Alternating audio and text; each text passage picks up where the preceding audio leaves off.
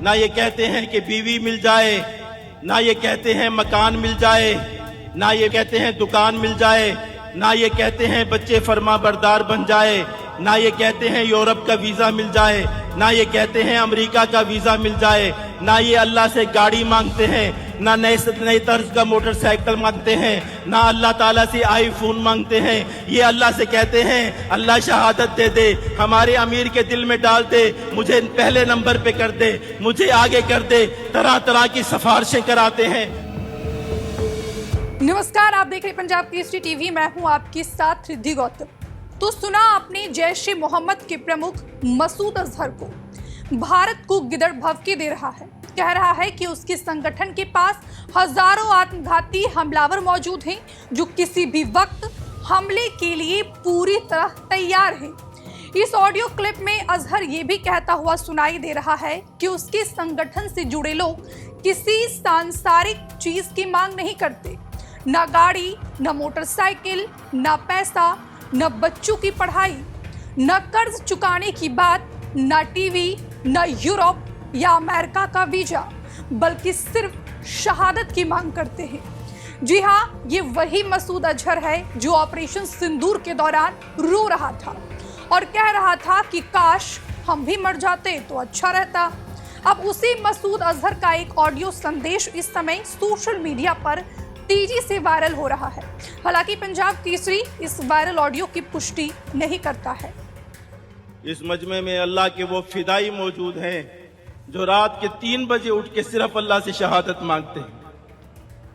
ना ये कहते हैं कि कर्जे उतर जाएं, ना ये कहते हैं कि बीवी मिल जाए, ना ये कहते हैं मकान मिल जाए, ना ये कहते हैं दुकान मिल जाए, ना ये कहते हैं बच्चे फरमा बरदार बन जाए, ना ये कहते हैं यूरोप का वीजा मिल जाए, ना ये कहते हैं अमेरिका का वीजा मिल जाए, ना ये अल्लाह से गाड़ी मांगते हैं, ना नए तर्ज का मोटरसाइकिल मांगते हैं, ना अल्लाह ताला से आईफोन मांगते हैं। ये अल्लाह से कहते हैं अल्लाह शहादत दे दे, हमारे अमीर के दिल में डाल दे, मुझे पहले नंबर पे कर दे, मुझे आगे कर दे, तरह तरह की सिफारिशें कराते हैं, मुझे खत लिख लिख के धमकियां देते हैं कि हमें जल्दी भेज दो वरना ये हो जाएगा, वरना वो हो जाएगा। मुझे अल्लाह का वास्ता दे के कहते हैं हमें जल्दी आगे भेज दो, हमें जल्दी आगे भेज दो। मुझे रसूल के वास्ते दे के कहते हैं हमें जल्दी आगे भेज दो।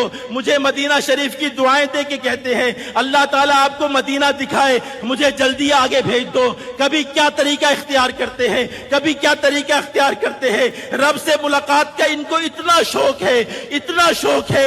ये 1 नहीं है, ये 2 नहीं है, ये 100 नहीं है, ये 300 नहीं है, ये 1000 नहीं है। तादाद बता दूं तो कल दुनिया के मीडिया पर शोर मच जाएगा। ये चलेंगे इंशाअल्लाह, ये जाएंगे इंशाअल्लाह, इनका रब इनको कबूल करेगा इंशाअल्लाह। इसलिए कि हमारे रब ने हजरत मोहम्मद सल्लल्लाहु अलैहि वसल्लम की इस उम्मत के साथ बड़ा लाड फरमाया है। दरअसल जैश ए मोहम्मद का मुखिया मसूद अजहर इस वायरल ऑडियो में शहादत का जिक्र करता है। कहता है कि उसके आतंकी ना किसी सांसारिक सुविधा की मांग करते हैं और ना ही किसी निजी लाभ की। इस वायरल ऑडियो में अजहर ने यह भी दावा किया है कि यदि वे संगठन में मौजूद आतंकियों की पूरी संख्या सार्वजनिक कर दे तो दुनिया भर की मीडिया में हलचल मच जाएगी। ऐसे में इस वायरल ऑडियो पर कई सुरक्षा विशेषज्ञों का मानना है कि ऐसे ऑडियो संदेश अक्सर तब जारी किए जाते हैं जब आतंकी संगठन किसी दबाव में होते हैं।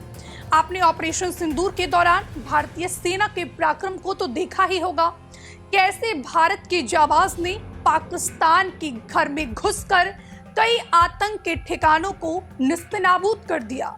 इतना ही नहीं, मसूद अजहर के ठिकानों और उसके परिवार को मिट्टी में मिला दिया। उसके परिवार में लाशें बिछ गई।